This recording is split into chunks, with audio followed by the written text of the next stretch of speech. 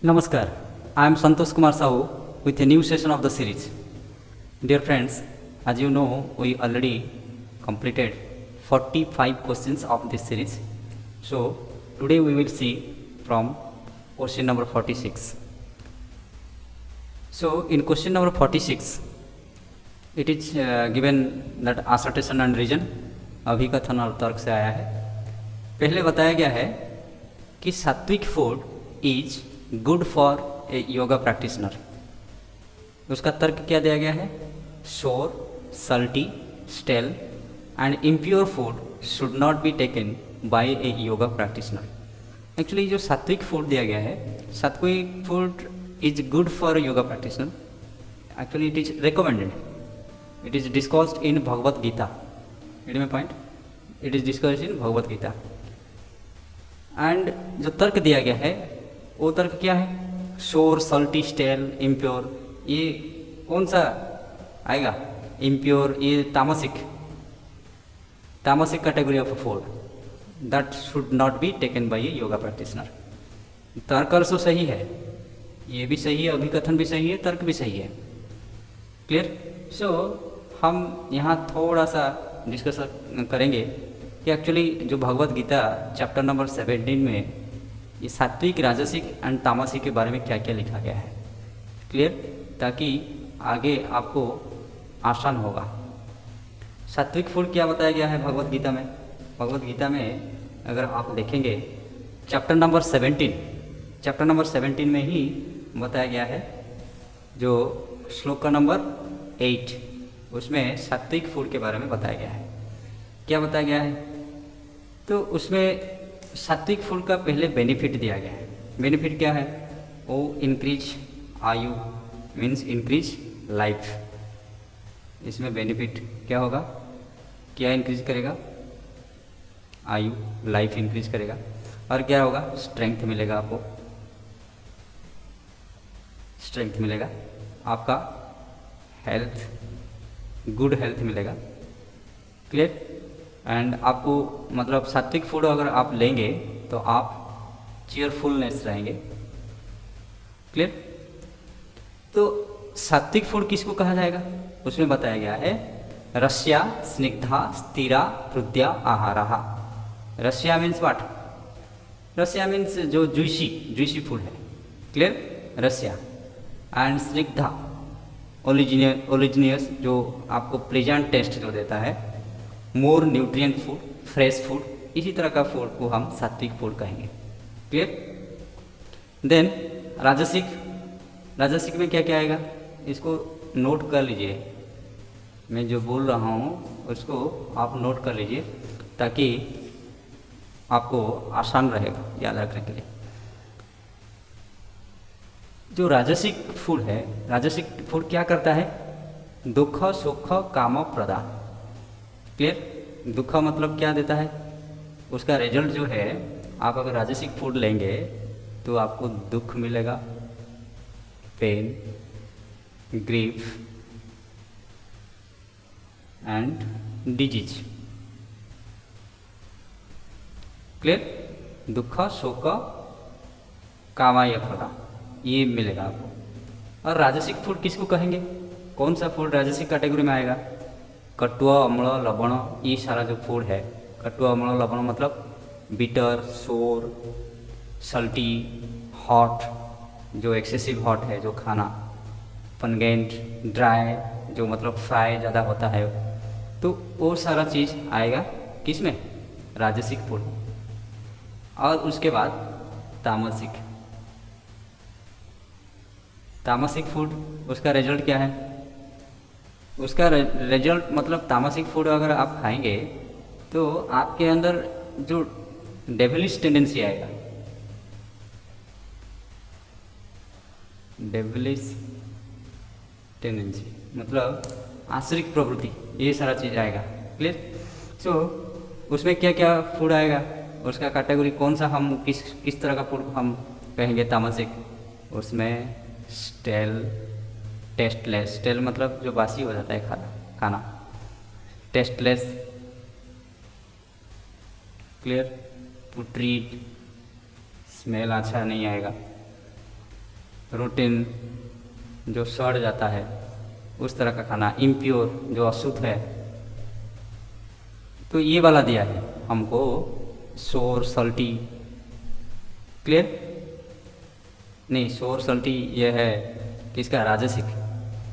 ये अच्छा नहीं है, ये खाना हमको रेकमेंड किया गया है भगवत गीता में, चैप्टर नंबर 17, ये वर्स नंबर 8, ये 9, ये 10, श्लोक 8, 9, 10, ये 3 श्लोक आप देख लीजिएगा भगवत गीता में, तो आपको ज़्यादा जानकारी हो जाएगा। सो इसमें क्या होगा, आंसर क्या होगा? दोनों स्टेटमेंट सही है, लेकिन ये एक्सप्लेन कर रहा है क्या, सात्विक फूड के बारे में यहाँ बताया गया क्या? नहीं बताया गया है। क्लियर? सो इसका आंसर होगा both A and R are true, but R is not the correct explanation of A. I hope it is clear. So next question. Here assertion में दिया गया है नौकासन is beneficial for obese person. जिसका obesity है, obeys person जो है, उनके लिए नौकासन बेनिफिट देता है, वो बोल रहा है। तो उसका तर्क क्या दिया गया है? नौकासन कंप्रेस द एब्डोमेन। देखिए इसमें अगर पैर आप ऊपर उठाएंगे, सर ऊपर उठाएंगे, हाथ ऊपर उठाएंगे तो एब्डोमेन एरिया में प्रेशर ज़्यादा आएगा। इसमें ये जो एब्डोमेन को कंप्रेस करता है। स्टिमुलेट द डाइजेस्टिव पावर, मतलब डाइजेस्टिव ऑर्गन को भी वो एक्टिवेट करता है, स्टिमुलेट करता है। And thereby help in reducing the abdominal fat. इसीलिए एब्डोमेन रीजन में जो फैट होगा उसको वो रिड्यूस करेगा। क्लियर? इसीलिए जो नौकासन ओबेज पर्सन के लिए बेनिफिशियल है और इसका तर्क भी सही है। ये कैसे बेनिफिट होता है इसका तर्क इसी तरह का दिया गया है। क्लियर? सो इसका आंसर क्या होगा? Both A and R are true and R is the correct explanation of A। देखिए यहाँ पे जो सीक्वेंस था पहला वाला क्वेश्चन और ये वाला क्वेश्चन में सीक्वेंस, ये मैं पहले भी एक बार बोल चुका हूँ कि ये जो सीक्वेंस है ये सीक्वेंस हर बार समान नहीं रहेगा। तर्क और अभिकथन में ये सीक्वेंस हर बार समान नहीं रहेगा। इससे पहला वाला क्वेश्चन ये ऑप्शन दिया था कहाँ, 1 नंबर में, एक वाला 2 में दिया था। इसलिए आपको आप पढ़ेंगे इसको। एडी में पॉइंट आपको देखिए यहाँ पे क्वेश्चन नंबर 46 में क्या, ये वाला स्टेटमेंट पहले दे दिया है और ये जो सेकंड वाला स्टेटमेंट मतलब बाद में दिया है। लेकिन आप देखिए यहाँ पे देखिए, यहाँ पे ये चेंज कर दिया है क्योंकि आपको अगर आदत पड़ गया कि आप सोचेंगे ये वाला ही पहले ही आएगा, ये वाला सेकंड में आएगा, तो वो गलत होगा। क्लियर? इसका सीक्वेंस वो चेंज करता रहता है, आप कितना अवेयर है उसको दर्शाता है। क्लियर? सो इसीलिए जब भी आंसर करेंगे इसको देख के ही करेंगे। तो हमारा आंसर क्या होगा? A and R are true and R is the correct explanation। सो इसीलिए ये option 2 is the right answer। Clear? Then next question we will see question number 48, that processed meat is carcinogenic। जो process होके आता है, जो meet हमारे पास जो process होके आता है वो कार्सिनोजेनिक होता है। क्लियर? सो इसमें तर्क क्या दिया गया है? Evidences for scientific study so direct association between eating processed meat and developing colorectal cancer. Colorectal मतलब colon and rectum. Colon rectum area में जो कैंसर होता है उसका रिलेशन किसका है, किसके साथ है? जो लोग ये प्रोसेस्ड मीट खाते हैं। इसका तर्क ये दिया जाता है कि रिसर्च बता रहा है कि जो प्रोसेस्ड मीट खा रहे हैं उसका किसके कौन सा कैंसर होता है? कोलोन एंड रेक्टम एरिया में कैंसर पाया जाता है। तो ये WHO भी ऐसा बोल रहा है। एट में पॉइंट WHO की डाटा हिसाब से, क्योंकि the world health organisation, that is the international organisation, and the world health organisation has classified processed meat including ये जो दूसरे का मीट होता है जो आज एक ग्रुप 1 कार्सिनोजन। ये प्रोसेस्ड मीट को ग्रुप 1 कार्सिनोजन कहा जाता है। एंड इसमें क्या होता है? स्ट्रॉन्ग एविडेंस इसमें है कि जो लोग उसको खा रहे हैं उसका रिस्क क्या है? Bowel and stomach cancer. Bowel मतलब कौन सा? जो हमारा लार्ज इंटेस्टाइन है, लार्ज इंटेस्टाइन, स्टोमक, ये ये एरिया में कैंसर होने का चांसेस ज़्यादा है। इट में पॉइंट, इसलिए ये अभिकथन भी सही है, तर्क भी सही है और एक्सप्लेनेशन भी सही दे रहा है। सो इसलिए इसका आंसर क्या होगा? Both A and R true and R is the correct explanation of A, ये वाला the first option. I hope it is clear. Next question, question number 49। Assertion में दिया गया है meditation helps in relieving stress related migraine. हमारा जो stress related migraine, migraine मतलब क्या? सर में दर्द होता है, एक साइड में दर्द होता है, एक स्ट्रेस रिलेटेड माइग्रेन होता है। जो स्ट्रेस रिलेटेड माइग्रेन होता है उसको क्या करने से कम होगा? वो मेडिटेशन अगर कोई प्रैक्टिस करेगा तो स्ट्रेस रिलेटेड माइग्रेन को कम करेगा। तर्क क्या दिया गया है? Practice of meditation decreases secretion of cortisol. Cortisol आपको याद रखना चाहिए, मैं बार बार बताया पहले भी। तो कॉर्टिसोल एक स्ट्रेस हार्मोन है, इसका अगर डिक्रीज होगा तो हमारा स्ट्रेस कम होगा। Clear? Relaxes mind and thereby relieve stress related migraine. तो मेडिटेशन में एविडेंस, हमारा रिसर्च एविडेंस है कि मेडिटेशन करने से क्या होता है? हमारा कॉर्टिसोल डिक्रीज होता है। कॉर्टिसोल का सिक्रेशन क्या होता है? डिक्रीज होता है। कॉर्टिसोल डिक्रीज होने से क्या होगा? स्ट्रेस कम होगा, माइंड रिलैक्स रहेगा, इसीलिए स्ट्रेस रिलेटेड माइग्रेन भी कम हो जाएगा। तो उसका आंसर क्या होगा? वही both A and R are true and R is the correct explanation A, this one the first option. Clear? I hope it is clear. Next question, question number 50। Here assertion में दिया गया है कि community serves as a great teaching aid. Community मतलब क्या? समुदाय, जो हमारा सोसाइटी, हम समाज जो कहते हैं, तो समाज एक टीचिंग, ग्रेट टीचिंग एड है। और उसका तर्क क्या दिया गया है? Several fact can be taught vividly by making the student observe the community development project. तो सोसाइटी में जो डेवलपमेंट हो रहा है उसमें डायरेक्टली अगर हम बच्चों को इन्वॉल्व करके पढ़ाएंगे तो उसका डेवलप बहुत अच्छा होगा। तो ये भी तर्क भी सही है और असर्टेशन भी सही है। सो इसलिए इसका आंसर क्या होगा? Both A and R are true and R is the correct explanation. Clear? This is the right answer of the question. I hope it is clear. Next we will see question number 51। 51 में दिया गया है, ये बहुत easy है। Identify the correct sequence of the chapter of योग सूत्र। सो योग सूत्र में जो 4 चैप्टर है, आपको पता है, 4 चैप्टर में उसका सीक्वेंस क्या है? उस सीक्वेंस को सही जो क्रम है उसका, उसको सजाएंगे। तो पहला क्या है? पहला आप जानते हैं, चैप्टर 1 क्या है? समाधि के बारे में बताया गया है। समाधि मीन्स क्या? ट्रांस।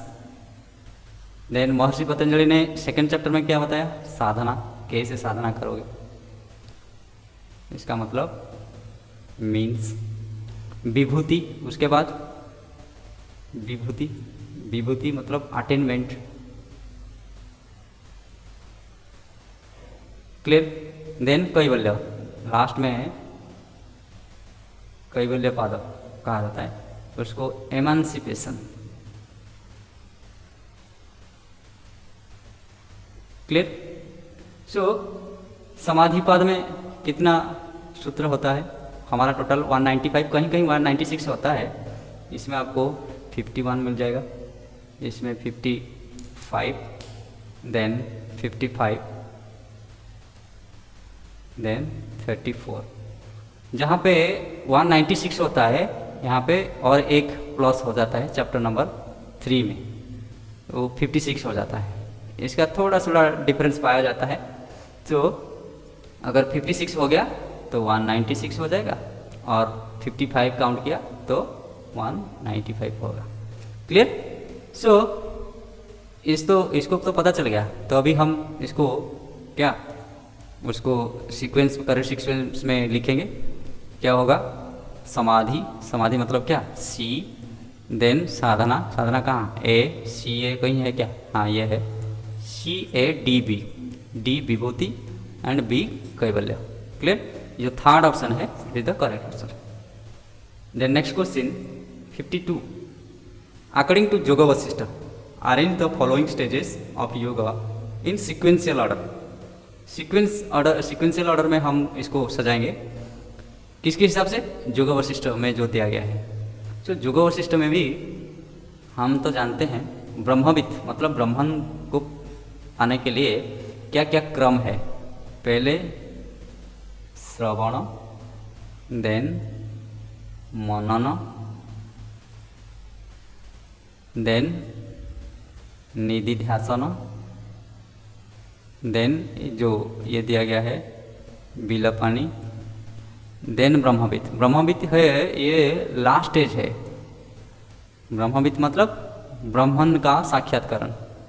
सो ये है उनका सीक्वेंस। सो ये सीक्वेंस कहाँ पे है? श्रवण, श्रवण कहाँ? डी, मनन बी, निधिध्यासन ई, बिलपनी ए, देन ब्रह्मविद C. D B E H C, D B E H C कहाँ पे है? ये option number 3। I hope it is clear. Next question, that is question number 53। Arrange the following stages of चित्त in a sequential order. ये 4 stage दिया गया है, इसको चित्त भूमि कहा जाता है। आपको ध्यान रखना चाहिए चित्त भूमि कितना होता है? 5 होता है। क्लियर?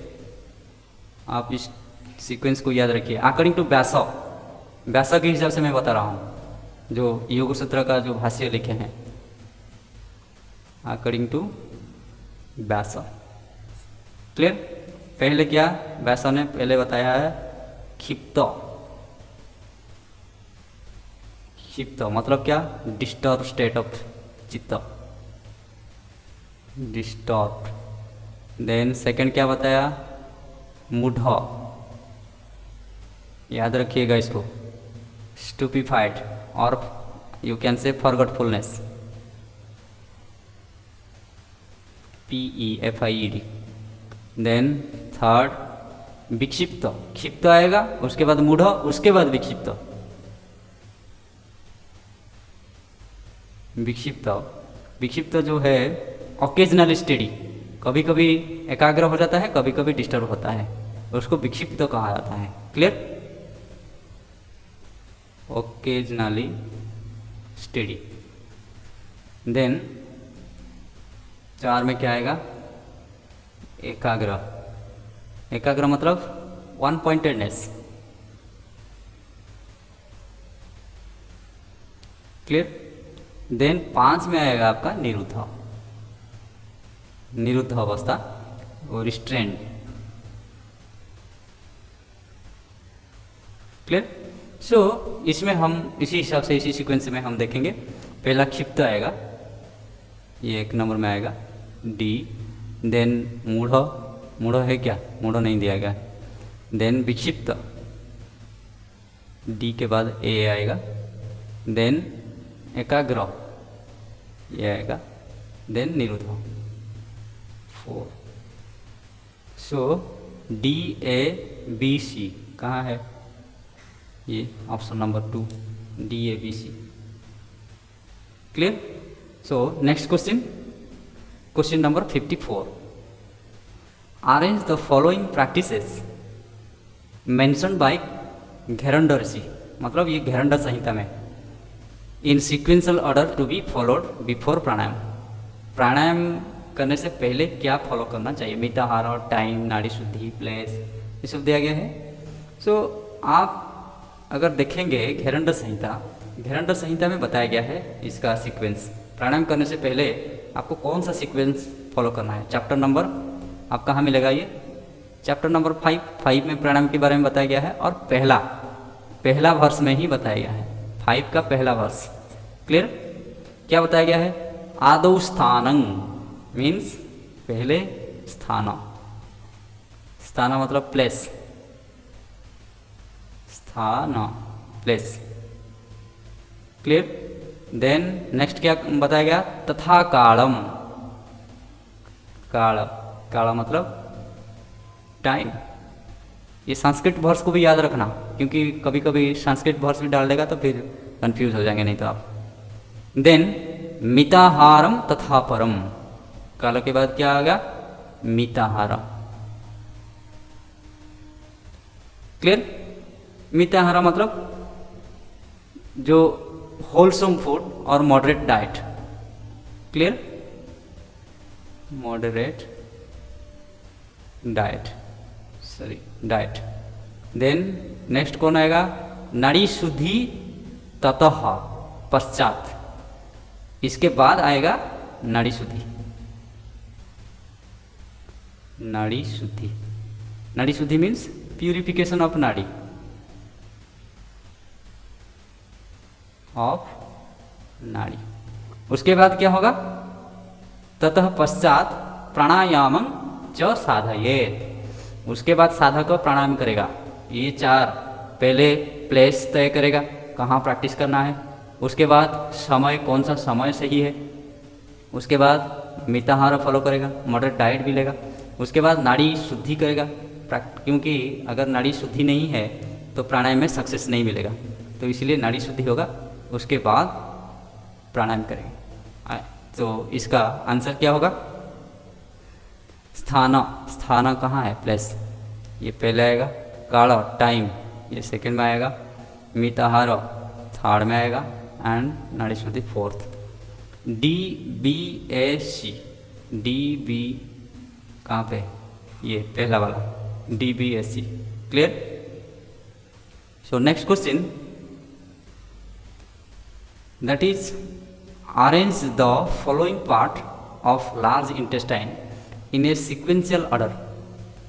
So यहाँ पे colon, rectum, caecum and anal canal.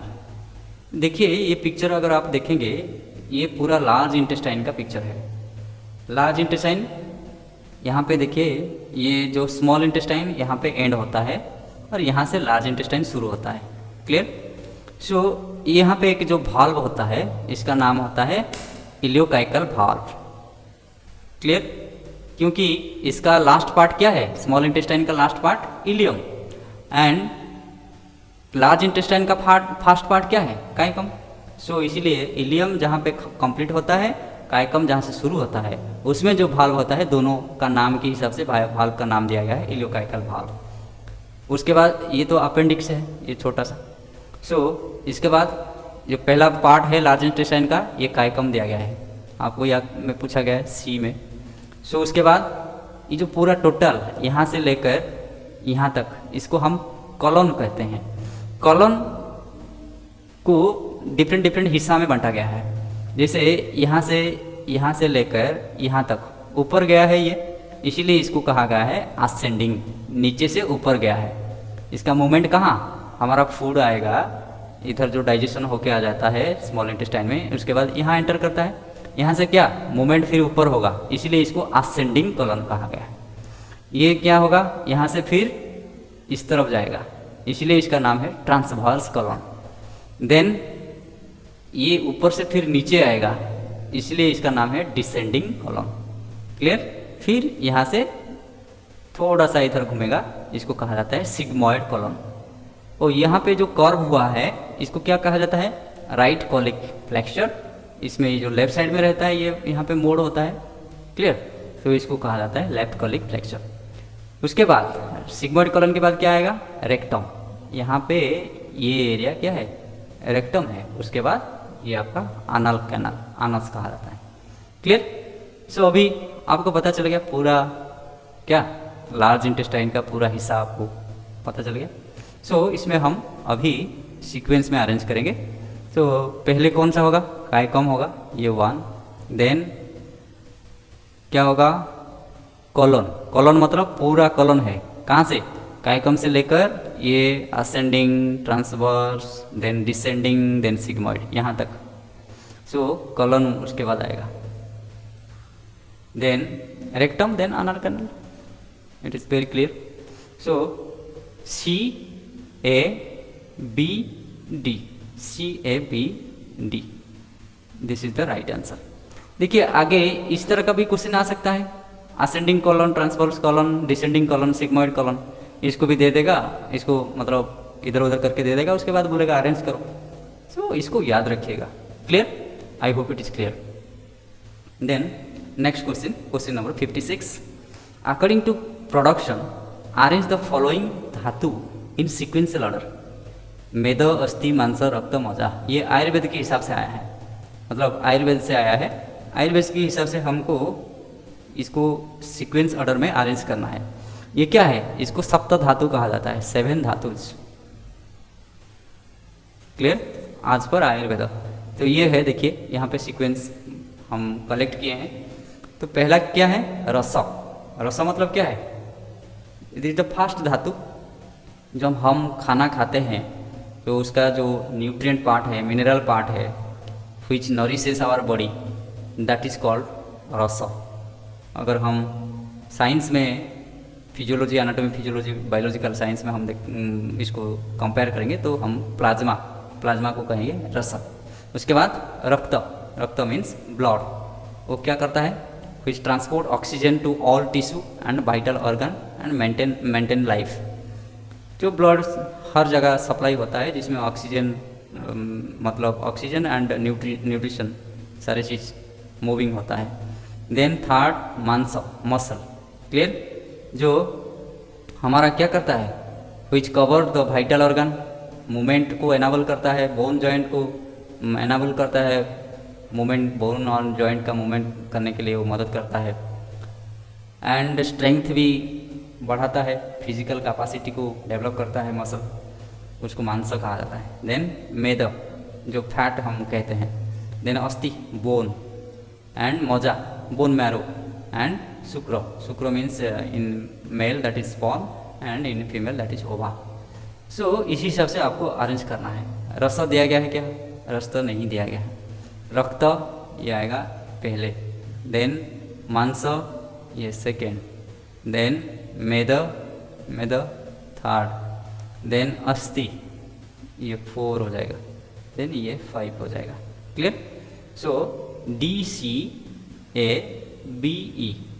DCABE, the second option is the right answer. I hope it is clear.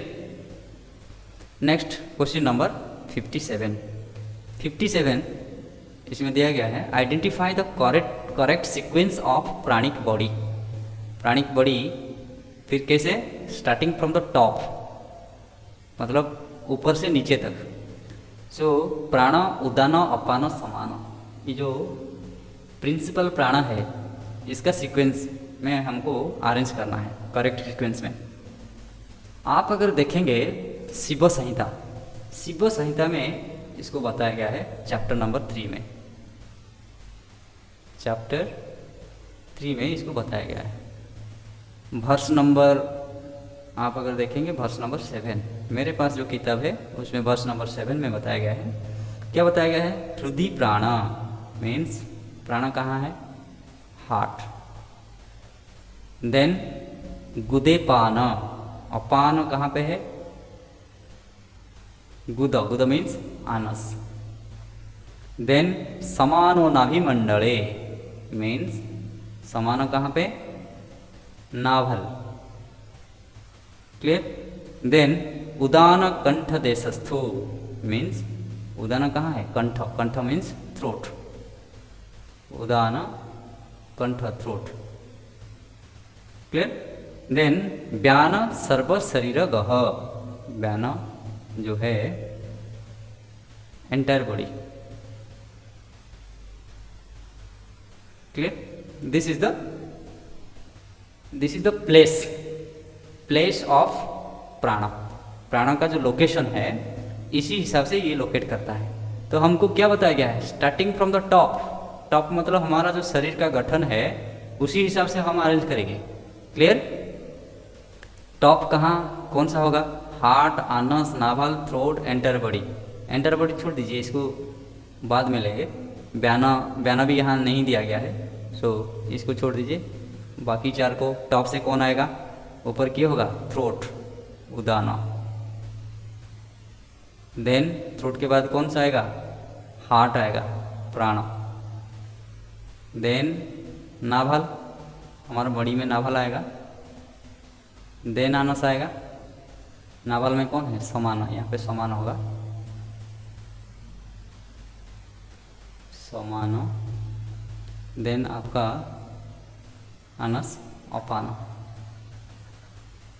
सो उदान 1, प्राण 2, समान 3 अपान 4, मतलब B A D C, B A D C. इसका आंसर कहाँ पे है? इसका आंसर होगा ये ऑप्शन नंबर 2। यहाँ पे देखिए, अगर वो बताता, क्या बताता, प्राण का सीक्वेंस के हिसाब से आपको अरेंज करना है, मतलब ये है प्राण का सीक्वेंस। ये हमारा क्या बताया गया है, करेक्ट प्राणी की बॉडी में किसका कहाँ पे प्लेस है, इसका लोकेशन कहाँ पे है, उसी हिसाब से अरेंज करने के लिए बोला, फ्रॉम टॉप। इसीलिए उसी हिसाब से हम इसी तरह का अपनाया, ये पैटर्न को अपनाया। अगर उसने बोलता कि क्या, कि ये जो प्राण है, प्राण का करेक्ट सीक्वेंस क्या है, क्या करेक्ट सीक्वेंस है, प्राण अपान समान उदान व्यान। I hope it is clear. So next question we will see that question number 58। Arrange the following asana of laghu sangh प्रक्षालन। लघु संघ प्रक्षालन कहाँ पे है? ये APMB जो फेमस बुक है, प्रैक्टिकल बुक, आसन प्राणायाम मुद्रा बंध बाई स्वामी सत्यानंद सरस्वती। सो इसमें जो लघु संघ प्रक्षालन बताया गया है, उसका इसका जो आसन प्रैक्टिस है उसका सीक्वेंस क्या है। देखिए यहाँ मैं एक स्क्रीनशॉट लेकर दिया हूँ आपके लिए, वो किताब से, APMB से। सो इसमें क्या बताया गया है, ये तो टेक्निक 2 दिया गया है, लेकिन ये जो लघु संघ प्रक्षालन का क्या प्रोसेस क्या होता है आप जानते होंगे। वार्म सॉल्टेड वाटर हम लेते हैं, उसके बाद क्विकली ड्रिंक 2 ग्लास वाटर हम लेते हैं। उसके बाद ये जो 5 प्रैक्टिस है, इसको यहाँ पे 8 बार करने के लिए बताया गया है, कहीं कहीं 10 बार भी मतलब लोग प्रैक्टिस करते हैं। तो पहले क्या बताया गया है, ताड़ासन, तिर्यक ताड़ासन, कटी चक्रासन, तिर्यक भुजंगासन, देन उद्राकर्षण। ये सीक्वेंस है, देखिए ये 1 ताड़ासन, तिर्यक tadasana 2, kati chakrasana 3, tiryak bhujangasana 4 and udarakarshan 5। This is the correct sequence. Clear? So इसमें क्या आएगा, ये 1 बी से शुरू हो रहा है, देन 2 कौन सा आएगा, ताड़ासन, तिर्यक ताड़ासन ये 2, kati chakrasana 3, then tiryak bhujangasana 4 and udarakarshan 5। D last में, बी से शुरू होगा, डी में कंप्लीट होगा। डी तो हर जगह में है, बी तो ये भी है, सो इसलिए आपको पूरा बारीकी से जाना पड़ेगा। B E, then A, B E A C D, B E A C D, ये वाला option, this is the right answer. I hope it is clear. Then next question we will see, identify the correct sequence of teaching stages. देखिए यहाँ पे जो आपको बताया गया है, टीचिंग, जॉइंट एक्सरसाइज, ये टीचिंग मेथोडोलॉजी। योगा प्रैक्टिकल में आप क्या करेंगे, पहले ये सीक्वेंस को आपको मतलब अरेंज करना है। सो इसमें टीचिंग दिया गया है, जॉइंट एक्सरसाइज दिया गया है, प्रैक्टिस दिया गया है, उसके बाद रिक्रिएशन दिया गया है। तो क्या करेंगे, कौन सा पहले होगा, कौन सा होगा? आप अगर टीचर हैं और बच्चों को प्रैक्टिकल सिखाना है, ये 4 ऑप्शन आपके पास है, इसमें से कौन सा पहले करेंगे? पहले जॉइंट एक्सरसाइज करेंगे, जो हमारा सूक्ष्म व्यायाम है, हाँ या नहीं? जॉइंट एक्सरसाइज, ऐसा तो हम पहले प्रेयर से शुरू करते हैं, प्रेयर के बाद जॉइंट एक्सरसाइज, जॉइंट एक्सरसाइज के बाद पहला वाला जो पुराना प्रैक्टिस का थोड़ा चर्चा, उसका प्रैक्टिस, उसके बाद नया प्रैक्टिस के बाद फिर क्या, इंडिविजुअल के बाद ग्रुप प्रैक्टिस के बाद आपका डिस्कशन के बाद आपका एंड ऑफ द क्लास होता है। क्लियर? तो इसमें ये 4 दिया गया ना, इसलिए ये 4 में से आपको चुनना है। सेकंड क्या आएगा, जॉइंट एक्सरसाइज हो गया, उसके बाद क्या आएगा, टीचिंग। आप बताएंगे ना, इंट्रोडक्शन देंगे, नया प्रैक्टिस कुछ अगर सिखाना है। उसके बाद टीचिंग के बाद क्या होगा, टीचिंग करने के बाद आपको प्रैक्टिस करने के लिए बच्चों को टाइम देंगे। आपका इंडिविजुअल प्रैक्टिस होगा, ग्रुप प्रैक्टिस होगा। उसके बाद रिक्रिएशन मतलब यहाँ देखिए, यहाँ थोड़ा सा मतलब कंफ्यूज करने के लिए ये रिक्रिएशन वर्ड बता दिया है। ये एक्चुअली डिस्कशन के अंडर आएगा। रिक्रिएशन मतलब क्या, थोड़ा सा मतलब हमारा जैसे क्लास में हम थोड़ा बातचीत कर लेते हैं ताकि मन का थोड़ा हल्कापन आ जाता है जब टीचर के साथ बच्चों ने थोड़ा बात कर लेते हैं। तो यहाँ पे डिस्कशन ये है, डिस्कशन का मतलब सिनोनिम की तरह यूज किया है रिक्रिएशन को। क्लियर? तो इसमें joint exercise 1, teaching 2, 3, 4। Clear? So BACD, BACD, this is the correct answer. I hope it is clear. The next question, ये भी वही टीचिंग मेथड से आया है, yoga teaching. Question number 60, identify the correct sequence of presentation in yoga teaching. तो इसमें demonstration, evaluation, explanation, discussion. अभी थोड़ी देर पहले मैं बताता कि क्या होगा इसमें, क्या करना चाहिए आपको। इसमें कौन सा आएगा? पहले एक्सप्लेनेशन। आप क्योंकि उसके पहला वाला कुछ ऑप्शन नहीं है ना, ये 4 में से आपको सीक्वेंशियली सजाना है। पहला है एक्सप्लेनेशन, एक्सप्लेनेशन। उसके बाद क्या करोगे? एक्सप्लेन करोगे आसन के बारे में। उसके बाद डेमोन्स्ट्रेशन, डेमोन्स्ट्रेशन। क्लियर? डेमोन्स्ट्रेशन के बाद क्या करोगे? इवैल्यूएशन करोगे या डिस्कशन करोगे? पहले डिस्कशन होगा। क्लियर? देन क्या करोगे? इवैल्यूएशन करोगे। ऑब्वियसली इवैल्यूएशन मतलब आप जो पढ़ाया वो मतलब बच्चों ने उसको सही ढंग से समझा या नहीं, रिसीव किया या नहीं, कैसे पता चलेगा? आप अगर डिस्कस करेंगे तभी पता चलेगा। सो ये है सीक्वेंस। आपको पहले ये explanation 1, then demonstration 2, then discussion 3, evaluation 4। CADB, CADB, option number 3। I hope it is clear. So आज के लिए इतना ही। आप सभी को बहुत बहुत धन्यवाद। अगर आप फेसबुक में देख रहे हैं तो हमारा पेज को ज़रूर फॉलो कीजिए, लाइक कीजिए। और आप अगर यूट्यूब में देख रहे हैं तो सब्सक्राइब कीजिए, लाइक कीजिए, शेयर कीजिए, कमेंट भी कीजिए। आपका अगर कहीं डाउट हुआ, कहीं समझ में नहीं आया तो उसको ज़रूर कमेंट बॉक्स में लिखिए, उसका समाधान हम करेंगे। धन्यवाद।